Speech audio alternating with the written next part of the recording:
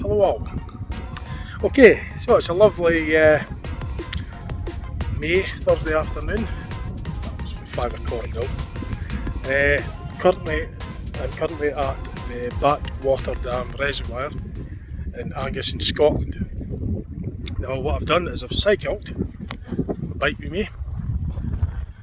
So I cycled from Lintrathen Reservoir to Backwater Dam Reservoir. So I'm currently at a small beach just on probably the west bank of the Backwater Dam Reservoir. I've cycled about 6.3 miles, I think. I'll show you. 6.25 miles. So I'm going to record the footage going back to Lintrathen Reservoir being parked because this is upstream. It's harder to cycle. So I've done the hardest bit coming here. I didn't bother recording that bit. It's more fun going back because it's generally downhill. The two reservoirs, this Backwater Dam Reservoir supplements the Lintrathen Reservoir for the drinking water for the Dundee and Angus area, Perthshire as well I think. So I'm currently about a mile from the dam. The dam is down that way, about a mile. So, and on this side, so I'll be going away from the dam heading up there.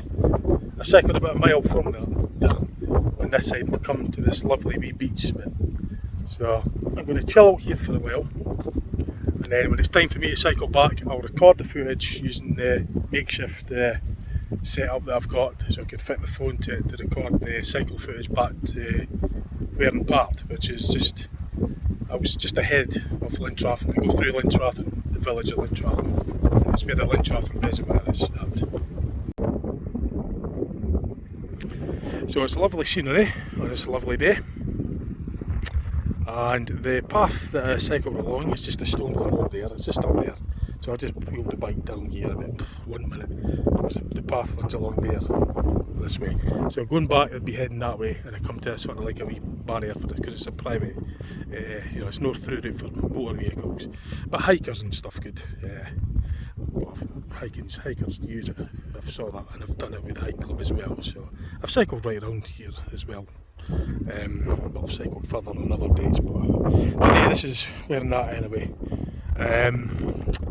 So I'm going to sit here for a while and take in some of the scenery, just to chill out for a bit before I make my way back. And this is the makeshift setup that I've got. I was just going to put the phone on there. I've showed this on a previous video when I've done a cycle from Craigton Country Park to St Andrews Beach. I explained all that about how I managed to fit this to the bike. Obviously the bike carrier and that's on the car. I've even showed you a bit about that on my previous cycling video as well. I certainly never cycled from Dundee to Lintrathen. I'm not that keen. It's about a 20 mile. And of course I'd have to cycle back again, so it'd be a 40 mile cycle. I'm not really in the mood for that, like. So I've done the easy way. I took the bike up on the car to Lintrathen and enjoyed the cycle from Lintrathen to here. And it should be more enjoyable cycling back because it's genuinely, as I say, downhill. It's downstream. The reservoir goes downstream to supplement the lower Lintrathen Reservoir. So we're going to have a tin of juice or something and just chill out. I can't show you on the Google Maps because I don't have a phone signal nor do I have internet signal here where I'm currently at. So I've just got to tell you where it is. If you want to know where Backwater Dam Reservoir is, just stick it in Google and Google Maps and it'll show you where it is in Scotland. And then type in Lintrathen Reservoir, it'll show you that. So basically cycled the route from the roads to here, and then the private road to where as far as here, and then walk down from the private road down to here, which is at the beach. But just stick it in Google. I'd normally show you if I could, but I'm not getting any phone signal or internet signal, so I can't show you exactly where it is on the maps. But you can do it yourself. Just type in Backwater Dam Reservoir and Lintrathen Reservoir in Scotland, and you'll know where I am roughly. So. And today's juice for my drink is this. It's a limited edition. It's Fanta Tutti Frutti flavour. So I just went into Spar on the way up. I stopped at Meagle for a coffee, takeaway coffee, and I thought I'd get No, actually not, tell a lie. I got this from the petrol station when I filled up the car at Tesco's. I just saw it and I said, come on, I'm going to try this out. So I'm going to I'll even do a wee review on it as well, why not? So at the same time, I might as well piggyback a review on this. I've never drunk this Tutti Frutti stuff, Fanta, before, zero sugar. I've had the Tutti Frutti sweets before, but I've not had a drink of it. So a cycle video plus a review on this as well. May as well. So I'm going to piggyback this video onto the cycle video as well. So this is a review on this Fanta. So first of all, I've opened it. I've not got a glass to pour it in to show you the colour or anything, but I'm going to now give you my sort of reaction and my description of what I'm experiencing when I drink this Fanta Tutti Frutti drink. I've put the light on the video to see if I can try and show you the colour, because I don't have a glass to show you what the colour looks like, so I can only really just do that. I can maybe even perhaps, yeah, there we go, there, it's showing you the colour better now, just to give you that now. So the next thing is to actually give you my genuine review and my initial reaction when I drink this. So I'm going to wait to do it now. Normally I do a separate video when I do things like this, when I'm sitting in the house, but I'm going to just do it today as well in this video. I'm just going to add this video to the main video. So it's a bit of a, like a side, an auxiliary video, or a side bonus video if you like, if you will. Just piggyback it on, so to speak. Right, here goes. I'll tell you what I think of this now. Here, I'm going to give it a shot.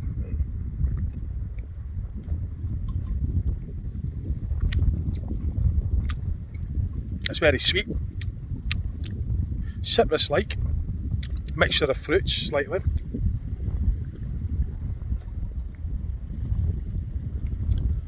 But you just know it's got the, it's not sugar, it's like artificial sweeteners. The sugars, as far as I would describe it, as far as I'm concerned, if it was sugar in it, to me I would reckon it would be more of a deeper, sweeter taste, whereas the artificial sweeteners has got more of a citrus-like sweet taste to it, more of a, not so deep, a lighter sweet, but sweet nonetheless, but not as deep as sweet as actual sugar. That's my perception right now anyway. I don't really know what's in it, I haven't chemically analysed the ingredients, but they're saying it's sugar free, and that's just my perception.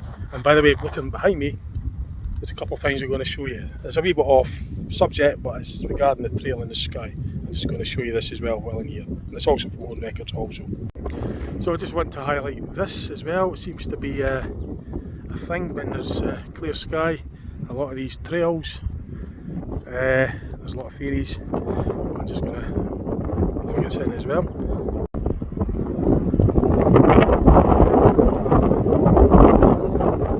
So I've heard of the term geoengineering and weather modification. I've heard of this before.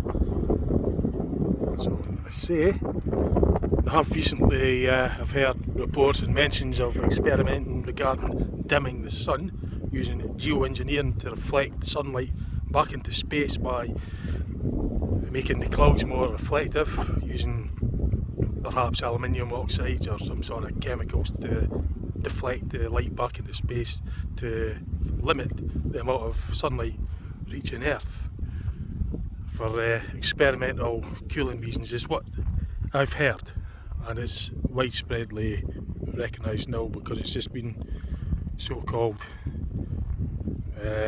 released. Now I've been seeing this for many years, so well, when I say many years I mean within certainly 7-8 years anyway, maybe more. But it never used to be like that. And if it was a contrail, it would evaporate, and it wasn't this predominantly clear like this.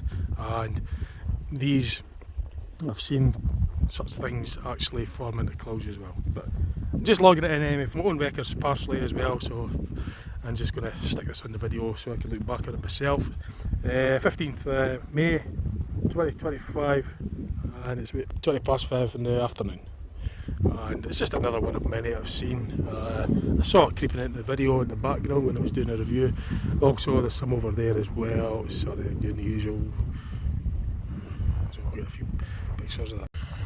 So I was just doing my drink video, the Fanta drink review, and I saw that on the screen in the back. I thought I'd just pause and get that on there as well. So I'm not really bothered because I've mentioned stuff like I like them with previous videos. So back to this.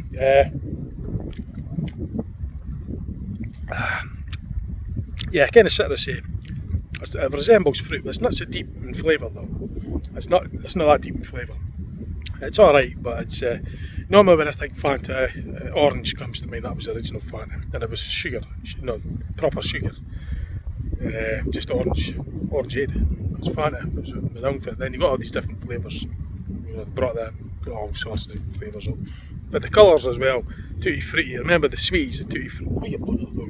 Stung, it's just sharp grass. Sorry, I was interrupted. Just because I've got my shirt on, I've got my elbow came into contact with that sharp grass, and I thought I was stung. But yeah, they had tutti frutti sweeties, chewy sweeties.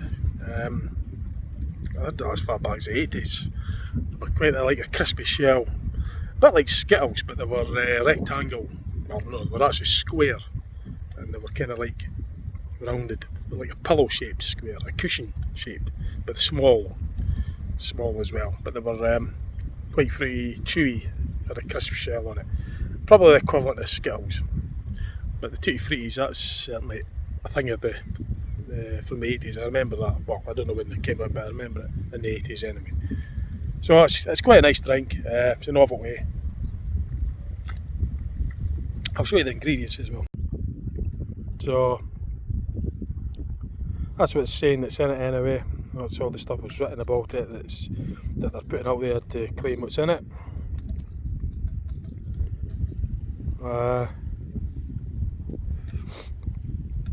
That's what it's saying. So I showed you that, I showed you the can. Now I'm going to just get on with enjoying this view here. So the next footage will be when I hook up this phone to the makeshift phone carrier that I've got rigged up on my bike for recording the cycle footage back. And I'll do that when I'm ready, because I'm going to stay here for a bit and then just enjoy this for the moment. And then when I feel as though it's time for me to get heading back, I'll hook up the camera and record the cycle footage back for you, and I'll make that as the main video. So I'll maybe get a few photo stills to stick on the end of the video for the usual photo slideshow format that I use in my videos. Okay, so I'm going to just hang about here for a bit, and I'm going to enjoy this for the moment. And I brought a few other goodies with me as well, just to add to the sort of like a mini picnic sort of thing. Got myself a Twix and a packet of crisps as well. I'm going to wash it down. I've got the essential liquids on my bike. This is essential, fill up with Vimto, because obviously you've got to stay rehydrated in hot weather when you're cycling. So I've got plenty of fluids left there. I'm not going to drink that for leisure drink. I've got my Fanta for that. And this is just some goodies just to add to the pleasantness of this afternoon. Oh no, look at this. This is something I'm going to highlight for you as well in here.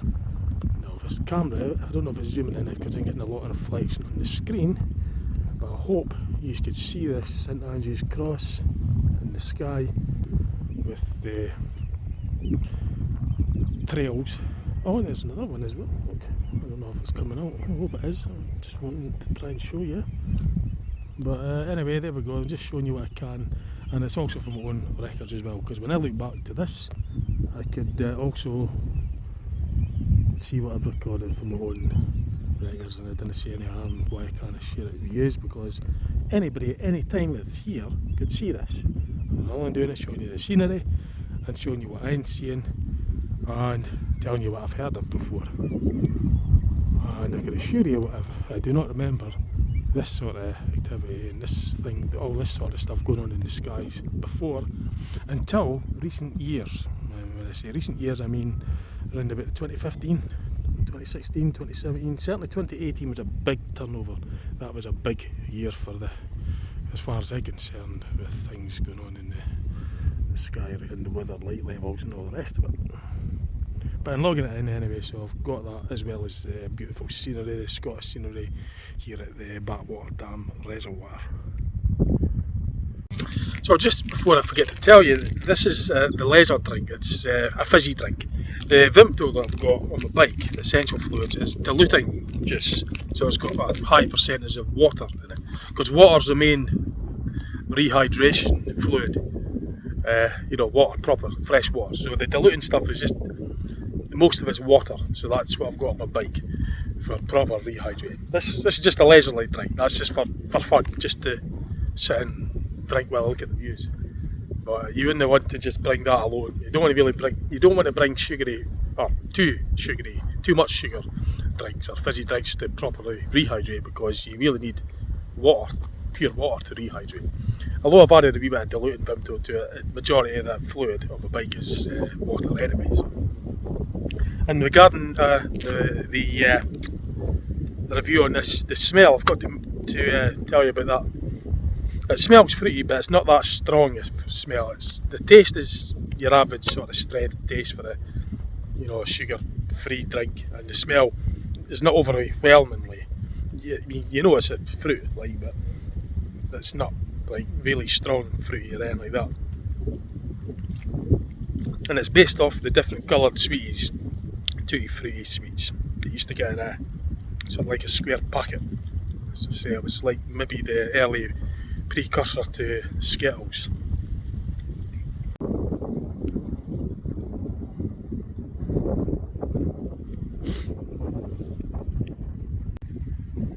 Right, so it's time to make a move now. So from here on now I'm going to record the cycle footage. I'll maybe stop off at the dam and show you that. I'll take the camera off and show you a better look at it, and then I'll then continue on cycling. I'll record the complete footage in real time, so it'll be I won't speed up any of the footage. It'll be the actual real time recording. So I've pushed the bike up from the beach to the path. So if I were to go further up the loch, away from the dam, that's what it would look like. That's not the way I'm going.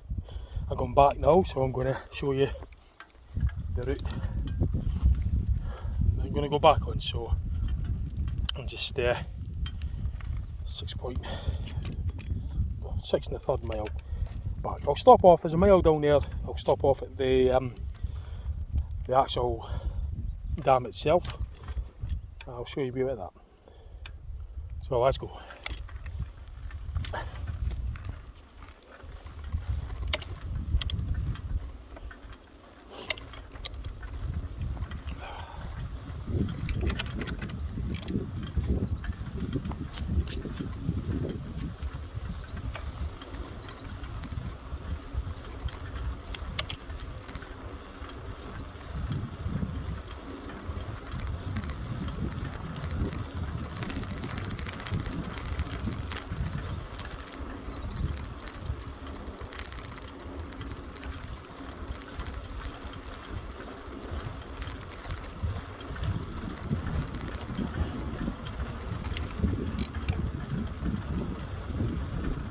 Tighten up further to clear that view a wee bit for you. Top right in the street. Do that with a stop at the dam. This is this private sort of road.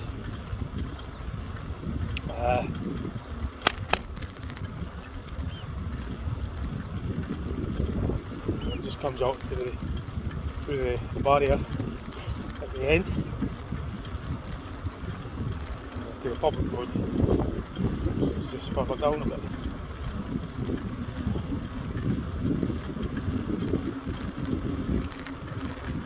Oh, you hear that coming?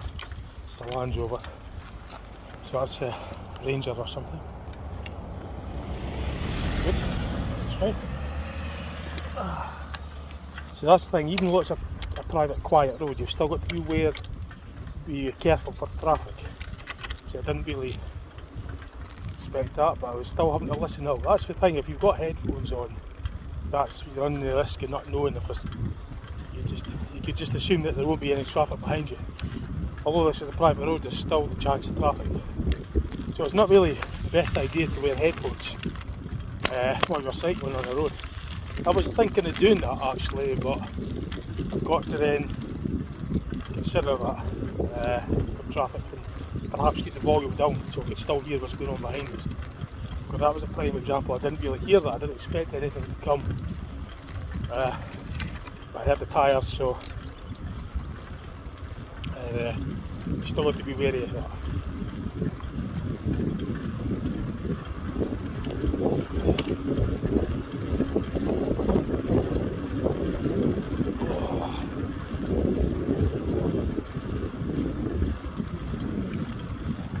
So it's back at 6, 6:15.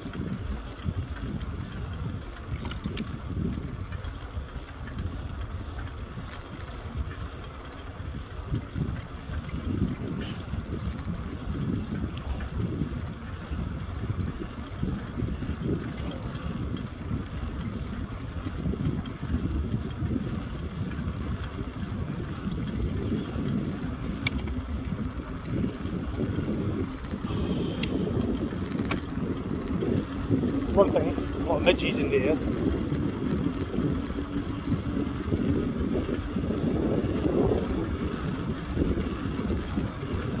The problem with that is you can easily breathe midges in. You get in your eyes, get up your nose, get in your mouth, get everywhere. Put sunglasses on, partially to stop these midges from going in my eyes, and just to cut down the bulk glare as well. The sun is quite bright, so I'm a bit of a glare. So the sunglasses are handy for that, and also for stopping these midges from going in my eyes. Just got to be careful how I breathe, because I don't want to breathe any of these midges in. I've done that before, it's not very nice.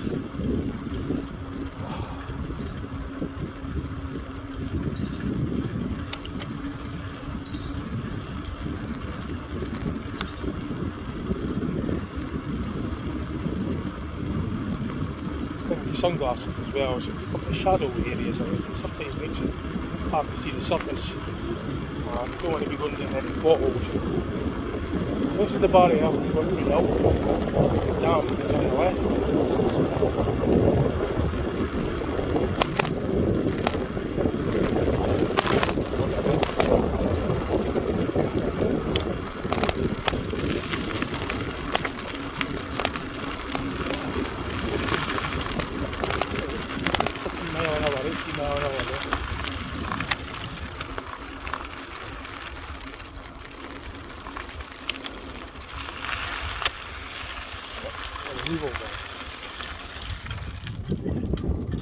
Over there.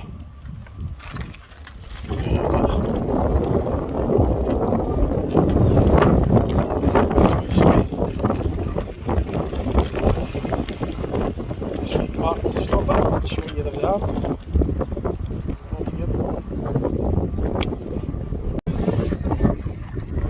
So I've just stopped at the dam just to show you the Backwater Dam Reservoir itself. I've just parked there for a while. It was quite a bit. The route that I was on that side. I went up there about a mile, and on the right I saw that lovely wee beach bit, the wee beach area that I went down to. The beach actually stretched across, but that particular part I went down to. That noise is the railings, by the way, the wind blowing through. So this supplements the Lintrathen. This was built a wee bit later. Was it 69 or something, 1969, something like that. Lintrathen Reservoir was done in the 18th century, I think. Like, well, whatever, 18 something, I don't know. Early 1900s maybe. But this was built later to supplement the Lintrathen. So on higher ground, the water flows down there through the slight water treatment up in the house. Continues on down. Some might get diverted to Perth, some might get put to Lintrathen. Now it's sheer drop down there.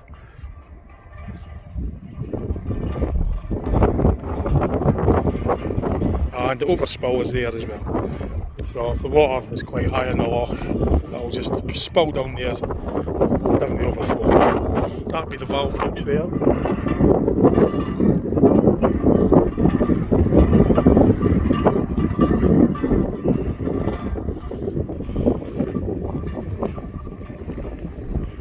Let's say that's the private road, the barriers that we're going through. It's not for non-motor. You know, you won't drive your car along here. No unauthorised motor vehicles along here as far as I know.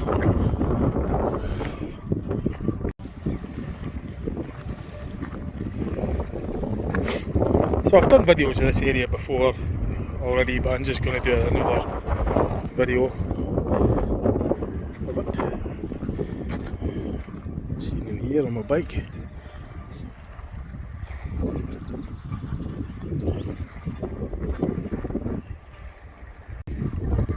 Okay, so I'm going to get back on and cycle to Lintrathen Reservoir. Right, let's continue on from here, Backwater Dam Reservoir, and let's continue on to Lintrathen. This is the main journey now. Here goes. Approximately 5 miles, 5.25 miles.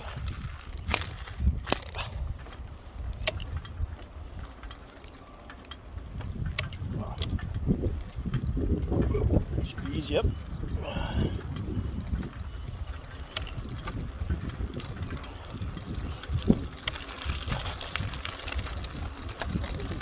There's the information board, but I'm not going to go back to it. I've already showed information about Backwater Dam Reservoir on previous videos of mine. So I don't need to do it again. Just going to continue on.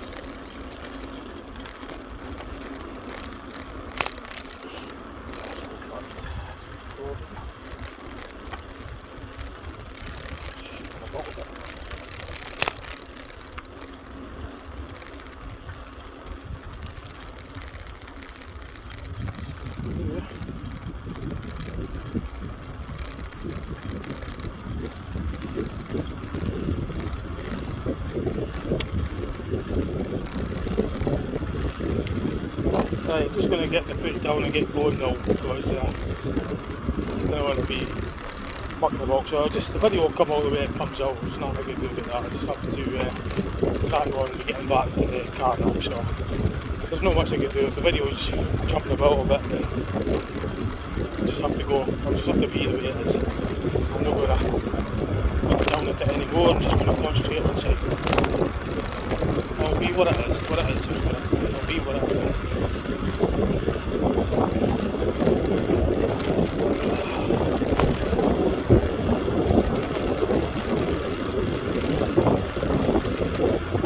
Just concentrating on the road.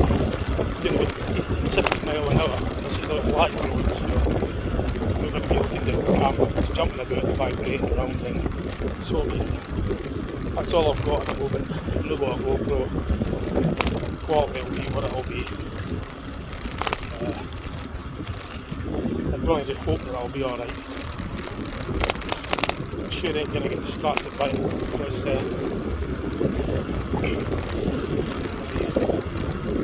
cycling quite fast now.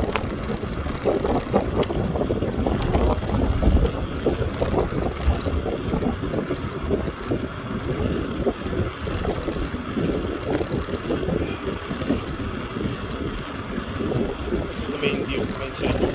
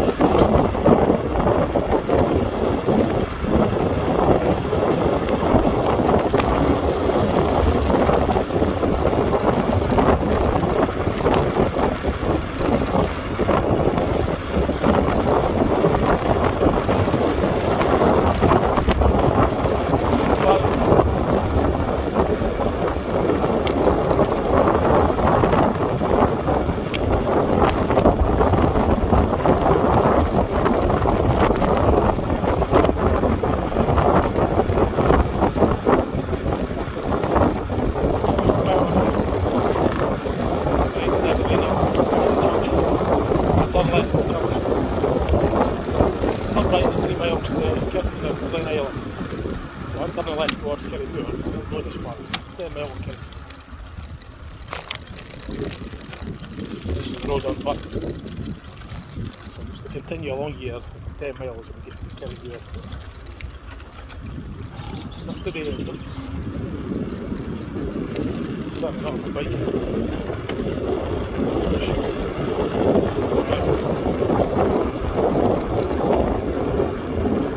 Might drive there, but certainly cycling there. Not today.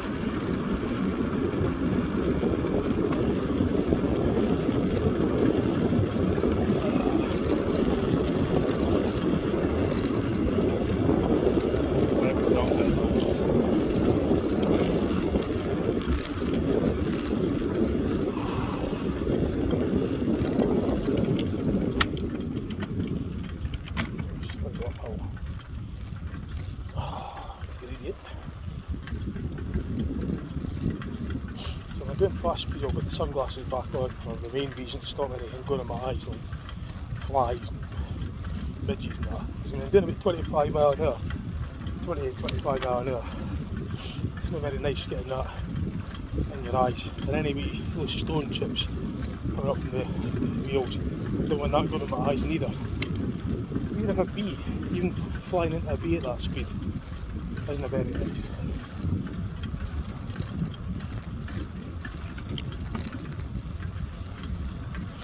When I get to these gates, I'm going to take a wee breather. Just a wee pause.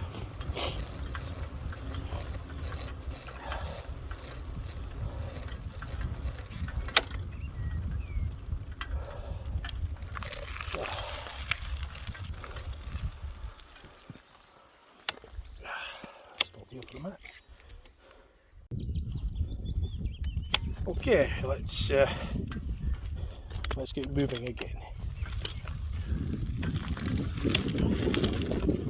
Checking the video as well just to see that it's actually recording okay.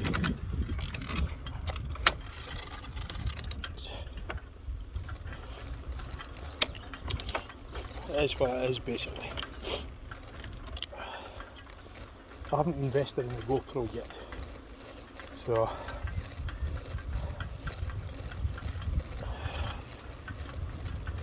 can only record what I can do at the moment.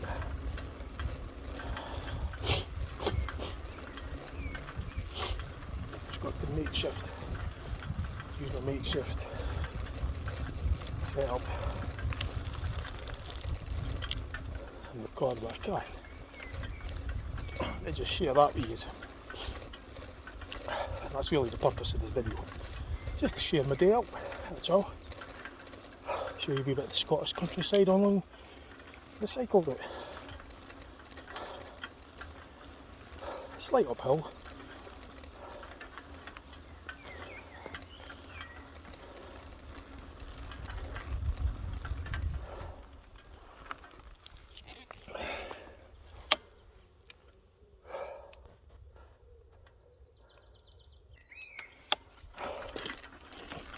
Pause for a minute, 25 seconds, 30 seconds maybe.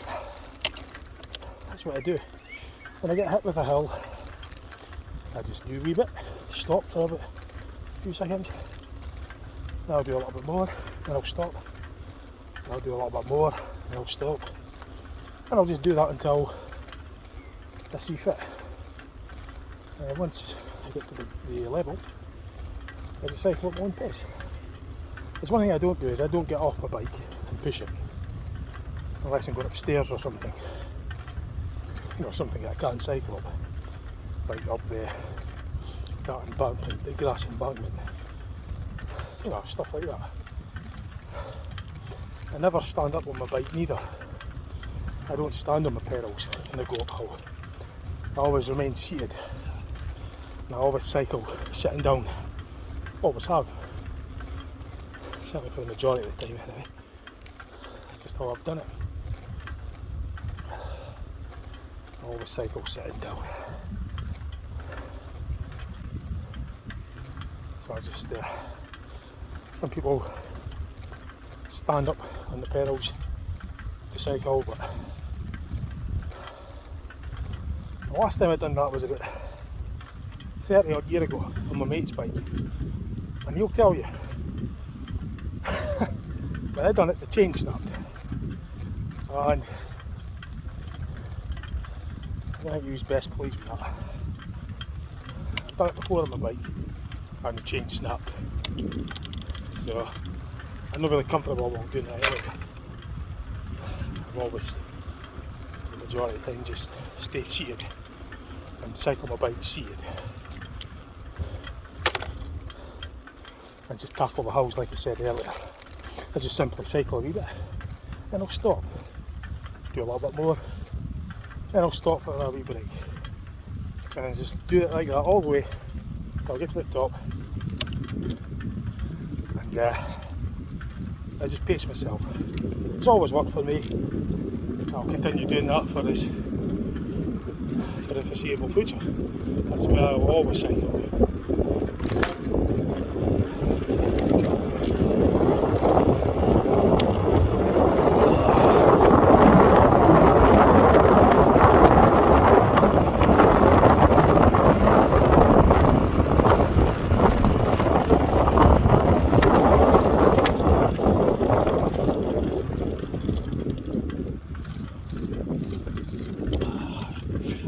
you don't want to do is change gear while you're pedalling up a brae.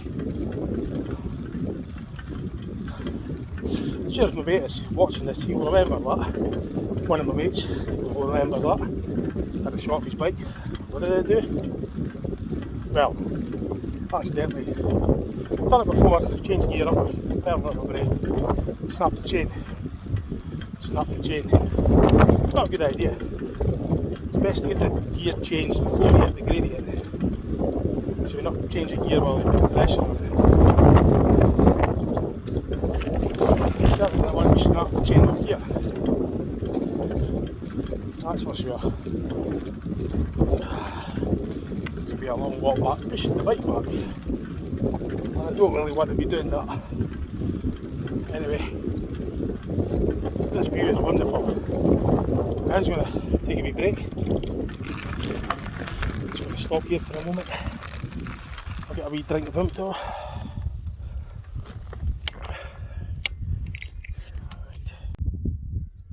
Okay, let's start cycling back again. Right, so cycling, continue on back to Lintrathen. It was just a wee 2-minute break there. A wee drink of Fanta. Just a wee break. You might see Lintrathen coming into view actually, the reservoir just on the about 2 o'clock position on the screen. It might be there, you might just see a wee bit of the blue water.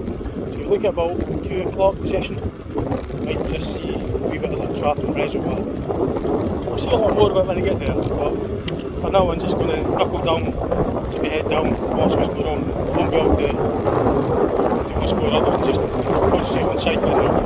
I'm going to pick up some speed.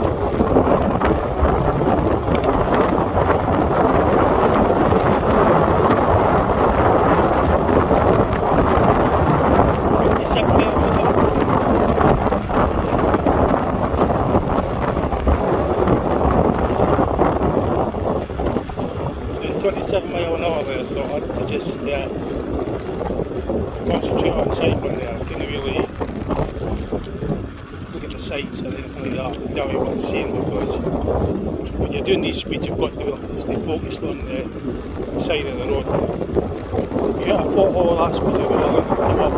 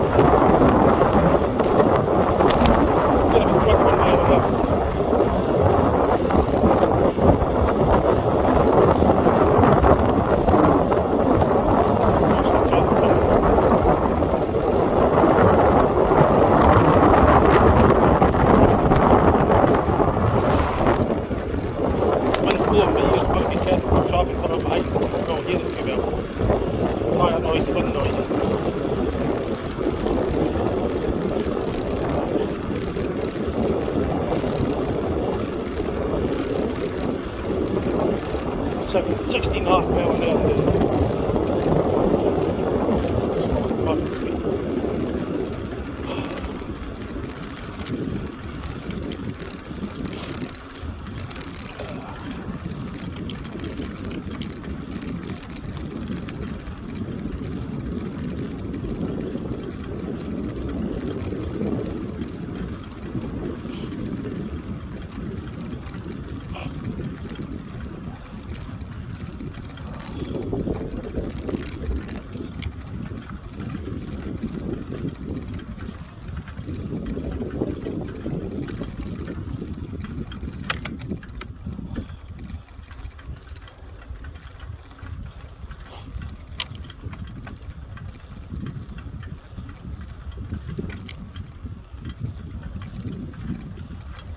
This road's normally quiet, but earlier on when I was cycling to the Backwater Dam Reservoir, There's a great big articulated truck coming up from behind, the logger types, for the tree cutting. So I've seen some tractors as well. So it might seem a quiet road, but it's also, it could be very busy. Big lorries, tractors, all sorts. So you've got to be very cautious. Even though it seems nice and pleasant, you know, country feeling, like nice country, quiet lane sort of thing. You still encounter all sorts of traffic. Fast cars, all sorts of things, you've got to be careful.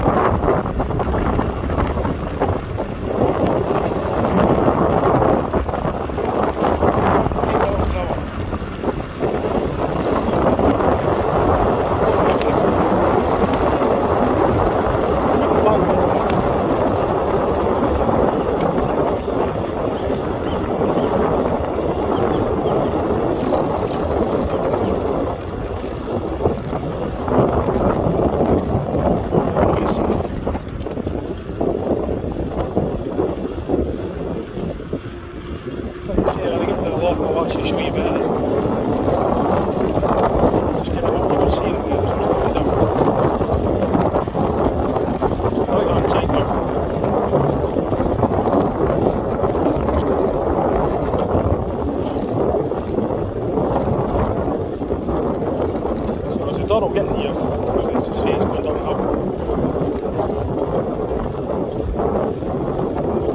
There's so much fun going there, but coming back is so much easier. Great fun coming back. So I'd rather do the hard first, easy last. This works out quite well actually. That's pretty much most of the downhill stuff. It's fairly level now, but a slight gradient going up here.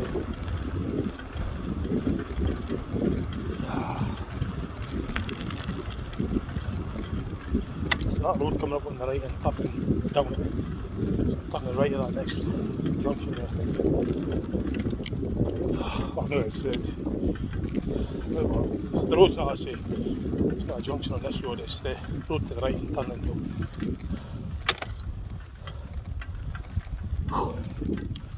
Take a wee breath for a minute. Okay, right, let's continue cycling. Stop for a breather there.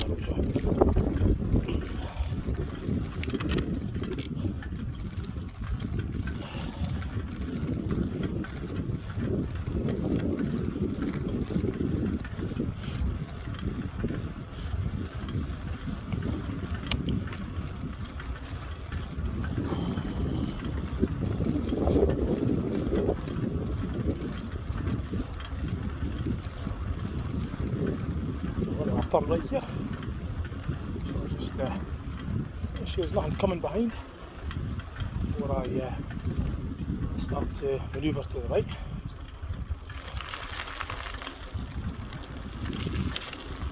This with electric vehicles these days, you don't hear them as much. And then not to mention, there could be cyclists that are even faster than me that might be passing me on my right, so you've got to look over for any traffic coming down. See, I don't have wing mirrors on my bike. Some bikes do, I don't. Some bikes do. So if you don't have wing mirrors, you've got to do the old look over the shoulder routine. I drive buses for a living, and I've seen some cyclists, kids and that are on the road, that don't really look over the shoulder. They're just weaving about, looking about on their bike. very dangerous. I've seen all sorts, yeah. I've seen them do wheelies in front of us, or cycling alongside the motorised bikes. I've seen all sorts of stuff going on. Crazy stuff.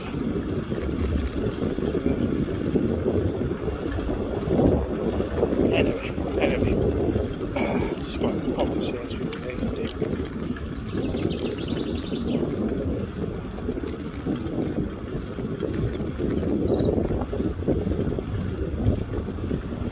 I never wear a crash helmet either. I never have, never will. I just don't like wearing them. I've never worn a crash helmet. I know it's good practice to do it, but I don't do it. I've never wore one, and I can't ever see myself ever wearing one in the future. I've been cycling since I was 7, so that's 1982. It's about 20, no, it's like 43 years, isn't it? So I've never needed one in all that time. So I'm not going to start wearing one now. No, I wouldn't advise it. I mean, I advise that you do wear one, but I'm not wearing one, that's all I'm saying. I don't like them. But again, it's not a good idea, but I don't like wearing them. So, be that on my head, it's my problem, but I recommend if you're doing these sort of speeds that I was doing earlier, you should have like knee guards, gloves, stuff like that, just in case you come off it, crash helmet and all that. Come off at race speeds, it's not going to be very nice. So, I very seldom reach these speeds anyway. Normally I just doing about 7 or 8 miles an hour. Like so now I'm doing about 9.5.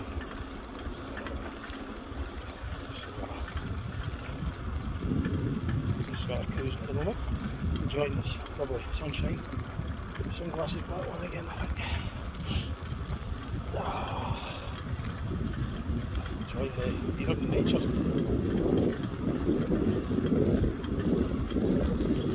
You have the birds singing and scenery.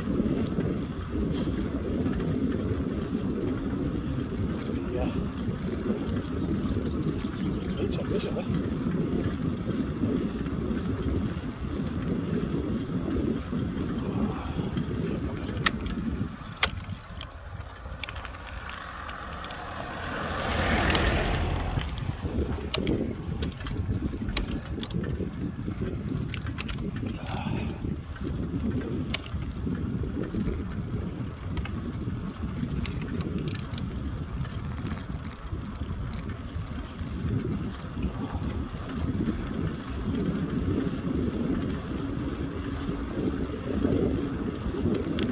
That's the thing when you're cycling against the sun and you've got the shadow up ahead. Any vehicles that are dark, it's hard to see. It's harder to see them because it kind of camouflages in with the shadow. And you want to sort of feeling. But when the sun starts to lower, you get more shadow. And your eyes are kind of like adjusted to the bright light. And when you suddenly come into a dark patch, anything black coming the other way, it's harder to see than if it were uniformly lit. In other words, if it was a white sky and there wasn't any shadow, or if it was an overhead sun where the shadow was this minimal. But when it's lower shadow, and when the sun's lower and you've got more shadow, especially dark vehicles, when your eyes are adjusted to bright light, you suddenly go into a dark spot. It's harder to see it. So this is something that I've noticed as well. It's like that when you're driving any vehicle really. You come to a junction, you've got the sun and you're shining towards you and you're looking into anything that's dark, it's in the shadow and it's not lit up, and it's harder to see it. Even when it's dusk as well. And there's vehicles that have got the lights on and one vehicle doesn't. Your eyes automatically kind of are more drawn to the vehicles with the lights on, and it's easier to miss the vehicle with the light off because your attention's focused with the light. It's just like how insects work. You get drawn into a light, that takes your eye gets drawn to it, So you're more likely to miss something that's not lit up. So even though it's dusk, it might not be, you know, dark enough to actually put your lights on for that reason. But the other vehicles that have their daylight lights on or whatever, the vehicle that doesn't have a light on will be easier to be missed.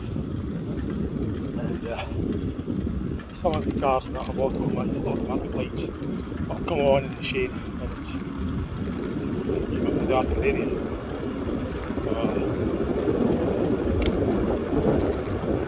These things picked up just sort of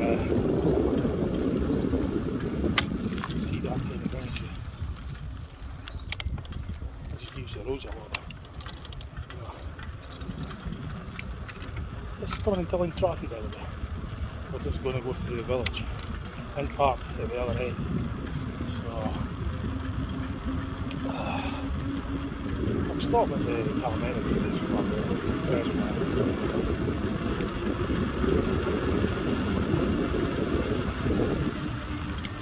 Let's go over the bridge.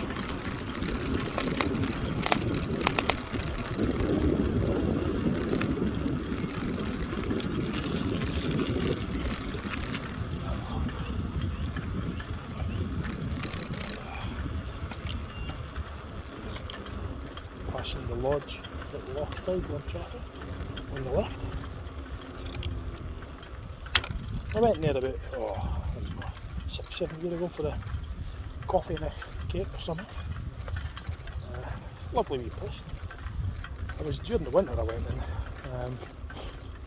or late autumn. It was certainly cold anyway, because I remember they had I'm sure if I remember correctly, they had an open fireplace with a lovely log burning fire. If it's that I remember then, if I remember right. It was certainly a nice place anyway.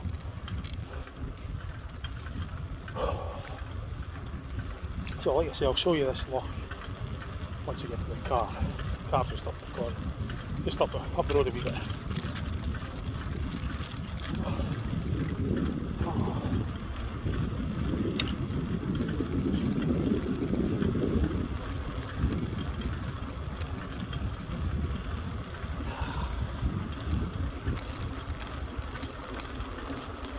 Coming up behind, I'll let him past. I just like letting them past it.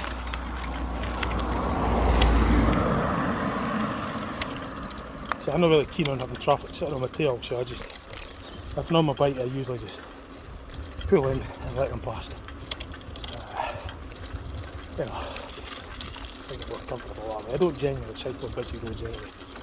I try and just do cycling on the shared lane pavements, bikes and pedestrians.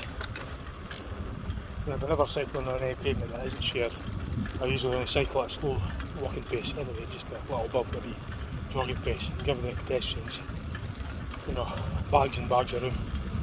And I never whiz past them. I always give them tons of room at a slow pace. But when on the cycle shared lanes, I cycle a bit faster like that. I just obviously still respect the pedestrians, of course.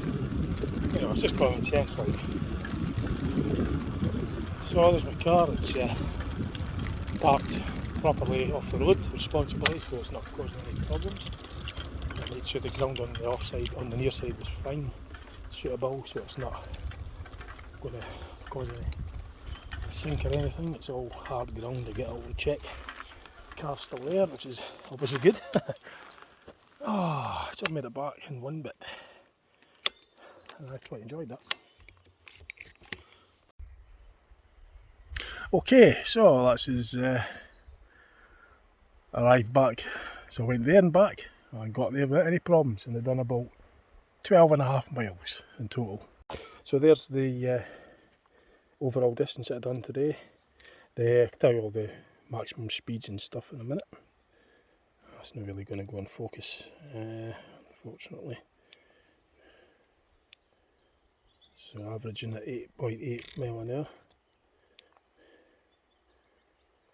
Maximum speed 28 miles an hour. Go but again, the odometer's obviously, the bike's done a lot more miles than 806 miles, because this has been replaced a few times with that computer, with the battery and that as well, but it's done a lot more than that. I've had the bike nearly 20 years, I've had it for 17 and a half years.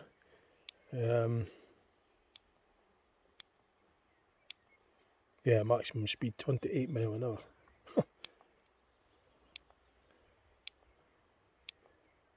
12.5 mile, 12.51 miles in total I've done, because I reset the tripometer when I set off from here. So I've showed you the bike carrier on a previous video that I'd done, a cycle video when I was doing. I've done a few of these cycle videos now. I've done some last year. I started doing it last year. I've done one this year already, Craigton Country Park to St Andrews Beach and back again.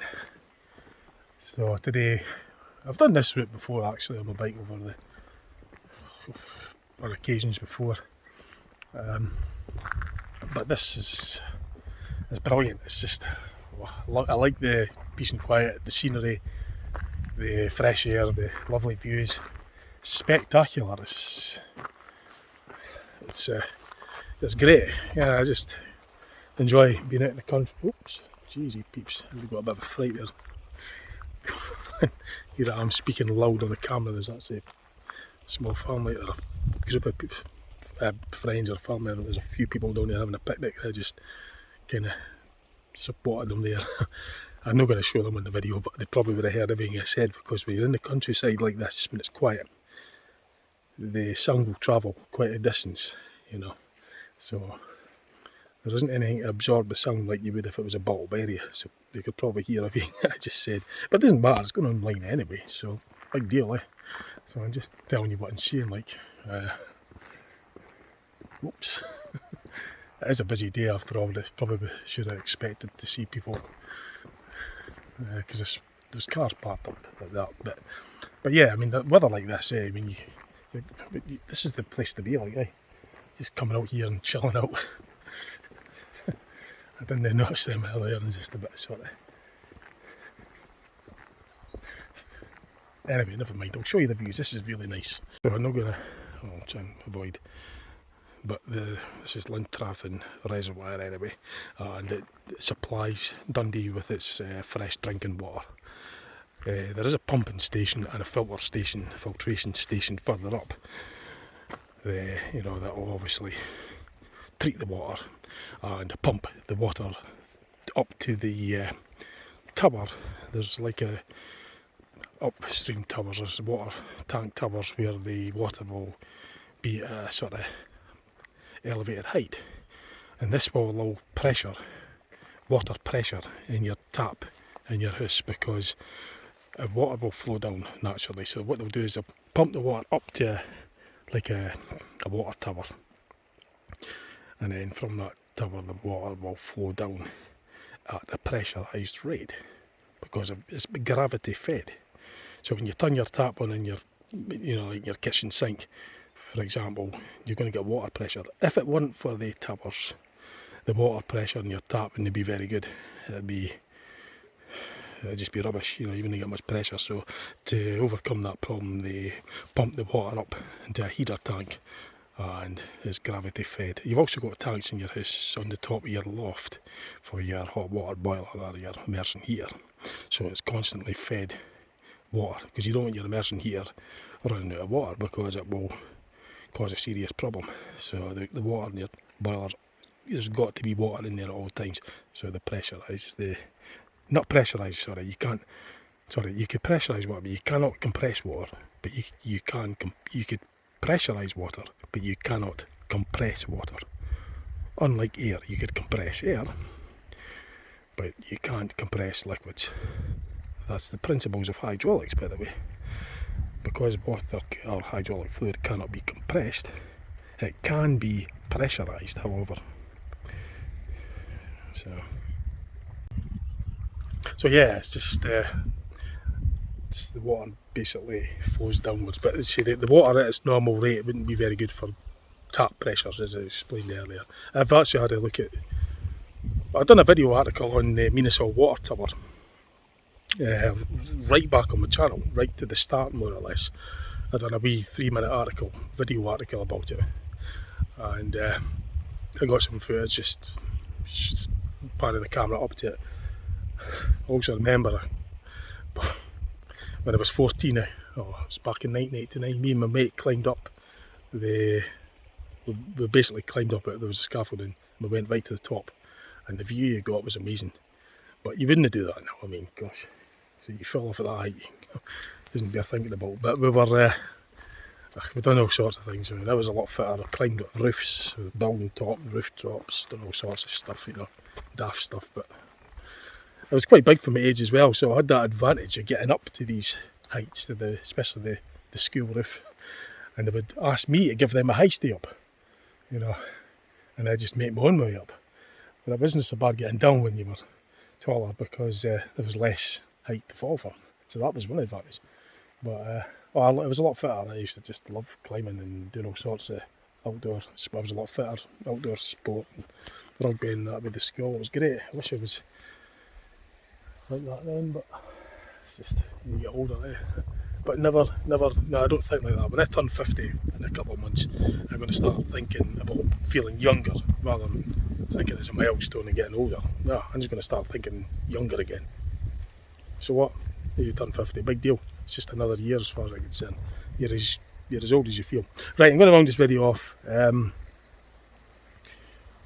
I've showed you the loch, it's lovely, Lintrathen. I've showed you the village on the video as I was cycling through. So yeah, so see a boat there as well. So I saw a boat in there earlier. So, looks like good fun. Yeah, I like the colours, the blue, the sky, and the crystal clear water. Right, I'll get this bike loaded up. Oh dear, I just don't want to be disturbing them. Okay, right, see what else is stick on my channel, and thanks for watching. Okay, bye for now, see you later.